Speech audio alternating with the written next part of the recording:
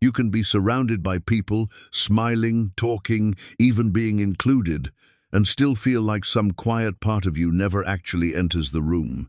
That is the pain no one sees. Not because you are cold, not because you think you are better than anyone, but because something in you keeps sensing a distance that other people do not seem to notice. Chosen ones, this is one of the strangest kinds of loneliness, because it can happen in a crowd, in a family, even in a relationship that looks completely normal from the outside. You are there, but not fully met. You are loved, maybe even wanted, and still something inside you keeps whispering, "I do not fit here." The hardest part is trying to explain that feeling without sounding dramatic, ungrateful, or broken. So, a lot of the time, you do not explain it at all. You carry it quietly. You wonder if it is just your personality, your past, your sensitivity, your overthinking. And sometimes, yes, part of it can come from anxiety, old wounds, or the way your nervous system learned to stay alert. But sometimes it is deeper than that. Sometimes your inner world has changed in ways your outer life has not caught up with yet. Sometimes the feeling of not fitting is not failure, it is a clue. And the real reason you feel different may not be the reason you have been telling yourself. Before we go deeper, let this be a quiet place where you do not have to explain yourself. And if this is already putting words around something you have carried in silence, take a second to like, subscribe, and share this with the person who always seems present but never fully at home anywhere. Sometimes being seen begins with language, because what you need first is not advice, but recognition. Number 1. The loneliness no one else can see. This is the part where a lot of your pain has probably gone unnoticed, even by the people sitting right beside you, because the loneliness you carry is not always the obvious kind. It is not always being excluded, abandoned, or left out. Sometimes it happens while you are included. Sometimes it happens while people are laughing with you, talking to you, even loving you in the only way they know how. You can be in a full room and still feel like no one has actually reached you. That is what makes this kind of loneliness so confusing. From the outside, nothing looks wrong.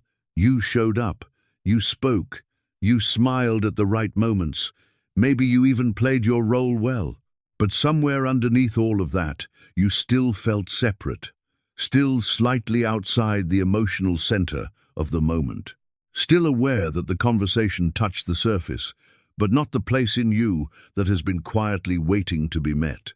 Why do you feel alone, even when people are kind to you? For many chosen ones, this is not about thinking you are above other people. It is not arrogance. It is not a secret need to be difficult. It is often something much more tender than that. It is the ache of emotional mismatch. Your inner world may move slower, deeper, more carefully. You may feel more than you show. You may notice what others miss. And when the energy around you stays shallow, rushed, performative, or emotionally disconnected, something inside you does not settle. Your body can feel that before your mind explains it. That is why you may stay slightly guarded in rooms where nothing bad is happening. Not because danger is always present, but because real resonance is not. Now, to be grounded, not every moment of disconnection is spiritual. Sometimes it is anxiety. Sometimes it is overstimulation. Sometimes it is old pain teaching your nervous system to stay half-protected. But even then, the feeling is still real. It still deserves understanding. Because once you finally name this hidden loneliness, another question rises right behind it. If this pain is real, why have you spent so much time feeling guilty for having it at all? Number 2, why you learned to hide the difference. And that is where the deeper wound usually begins. Not just in feeling different, but in learning that it was safer to hide it. At some point, many chosen ones stop simply noticing the gap and start managing it. You learn how to soften your intensity. You learn how to laugh at things that do not really move you. You learn how to speak in ways that will not make other people uncomfortable. You learn how to act less observant, less deep, less affected, less you. Not because you are fake, but because somewhere along the way, being fully seen did not feel safe. Maybe when you were more open, you were misunderstood. Maybe when you spoke honestly, you were called too much, too sensitive, too serious, too hard to read. Maybe nobody said it directly, but you could feel it. The room liked you more when you were easier to digest. So, without even meaning to, you started editing yourself. And this is where the pain gets heavier. Because now, it is not only that you feel different, it is that the version of you most people meet is not the version of you that is actually carrying your life. What if your exhaustion is not from people, but from constantly translating yourself around them? That is a very real psychological burden. When you spend years scanning the room, adjusting your tone, shrinking your truth, and monitoring how much of yourself is acceptable, it can create a split inside you. One part becomes socially functional. The other part stays private, unspoken, and increasingly lonely. This can come from people-pleasing, hypervigilance, emotional self-protection, or simply growing up in spaces where predictability was rewarded more than authenticity. That does not mean everyone around you was cruel. Sometimes people were just limited. Sometimes the environment taught you that being understood was less important than being manageable. But your inner life keeps the score. It knows when it is being reduced. It knows when it is being performed instead of expressed. And after a while, the ache of not fitting is no longer just social. It becomes a signal. What if the room is not rejecting the real you at all? What if it has only been meeting the version of you that learned how to survive it? And that is where everything begins to shift.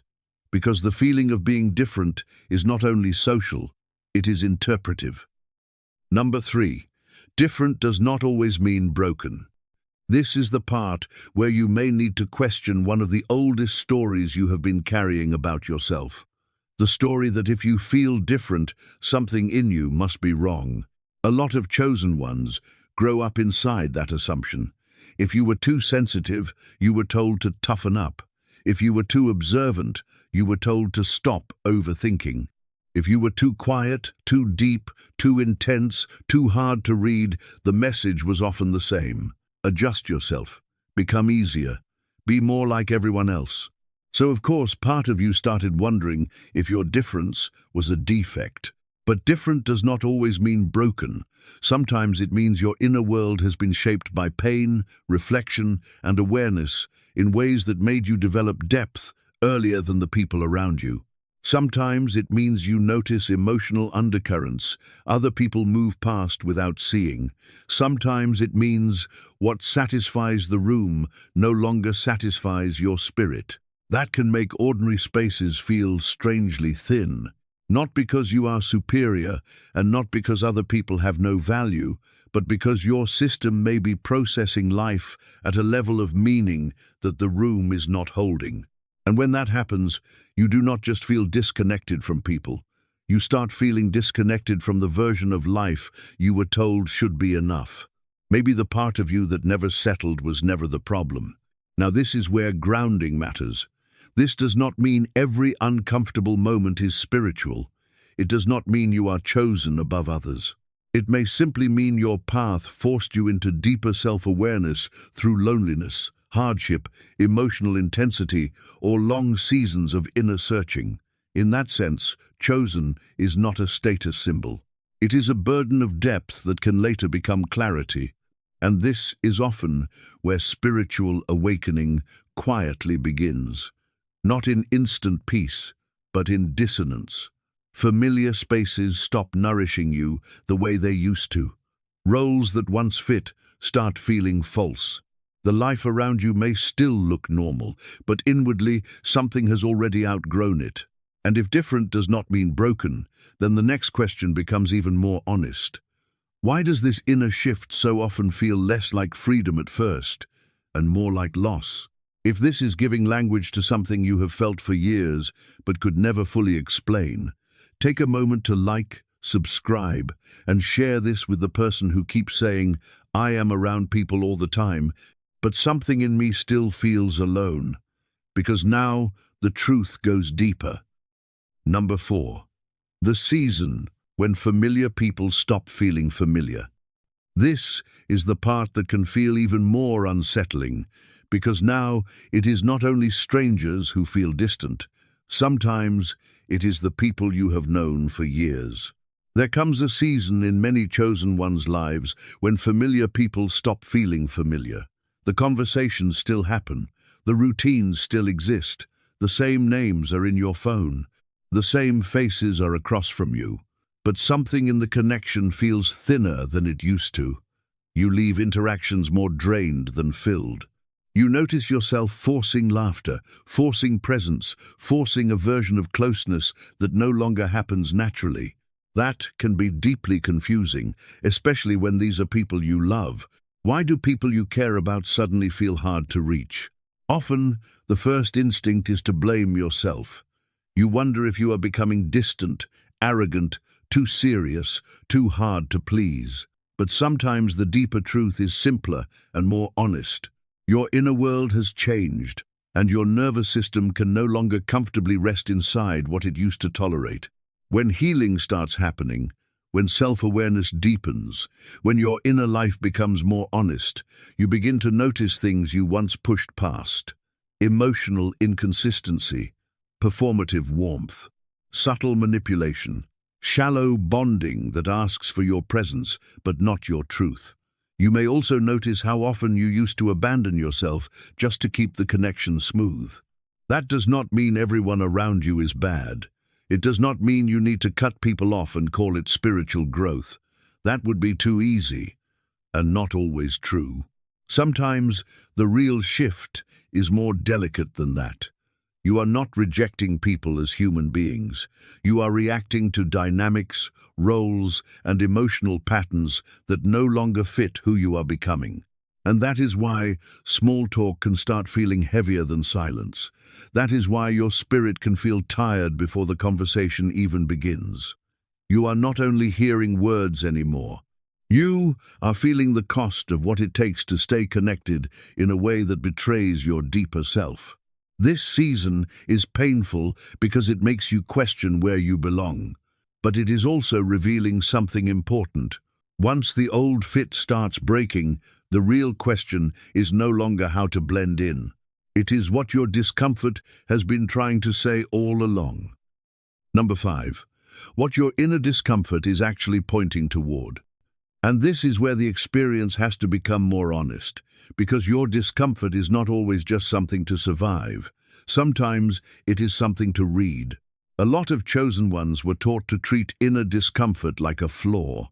Ignore it, push through it, be grateful, be easier, be less affected. But what if that unsettled feeling has been trying to tell you something for a long time? What if your discomfort is not random, but directional? You may already know this feeling. Certain rooms leave you drained for reasons you cannot explain. Certain people make you collapse inward, even when nothing openly harmful is happening. Certain environments make you feel strangely absent from yourself, like you are there physically, but not fully inside your own life. And because there is not always a clear external problem, you start doubting your own signal. But your inner discomfort often points to places where you are over-adapting, under-expressing, or living too far away from your real emotional center. It can reveal where you are saying yes too quickly, where you are making yourself smaller to stay accepted, where you are trying to call something normal that your spirit has quietly outgrown. This is where spiritual awakening becomes practical, not dramatic, not inflated, practical. Sometimes awakening looks like your system refusing to keep lying for the sake of comfort. It looks like no longer being able to feel at home in spaces that require self-abandonment. It looks like your body noticing the mismatch before your mind is ready to explain it. Now, to stay grounded, not every difficult feeling is spiritual guidance. Sometimes it is unresolved pain, Sometimes it is social anxiety, attachment wounding, burnout, or simple overstimulation. That is why discernment matters. The mature question is not, does this feel intense? The real question is, does this place challenge me in a healthy way, or does it repeatedly disconnect me from myself? That question changes everything. Because once you stop treating your discomfort like a personal defect, you can begin treating it like information. And the places that keep emptying you may be revealing the places where you keep leaving yourself behind. Which means the next step is no longer just understanding the message, it is learning how to live by it without losing your dignity. Number 6. How to stop betraying yourself just to belong. Now we're moving to the part where the work becomes real. Because insight alone does not protect you. You can understand yourself deeply and still keep abandoning yourself in rooms that ask you to shrink. A lot of chosen ones do not betray themselves in dramatic ways. It happens quietly. You explain too much. You stay too long. You say yes after your spirit has already said no. You keep offering access to people who have never really offered understanding. And after a while, you start confusing being included with being known. That is one of the deepest forms of exhaustion. What if belonging was never supposed to cost your inner truth? For so long, you may have approached life by asking, how do I make this work? How do I be accepted here? How do I keep the peace? But there comes a point where a better question has to take its place. Where can I stay real? Where can I breathe without performing? Where can my nervous system stop rehearsing safety and actually feel it? That shift changes everything, because your task may not be to fit better. It may be to become more honest about where your soul contracts and where it comes alive. That honesty is not selfish. It is not rebellion. It is alignment. Now, to stay grounded, fitting less does not mean isolating forever. It does not mean becoming cold, unreachable, or superior. It means becoming more discerning, fewer connections, but truer ones. More silence, without shame. Less explaining yourself to people committed to misunderstanding you. Better boundaries. More permission to leave what feels emotionally false, even when it looks socially normal. Finally, number 7. The quiet return to yourself.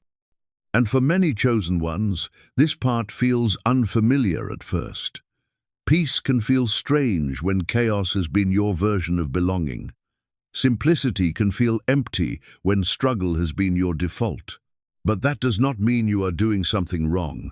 It may mean you are finally stepping out of survival. Because once you stop chasing fit at any cost, something quieter begins to appear. And that quiet may not be emptiness after all. It may be the first sound of you returning to yourself.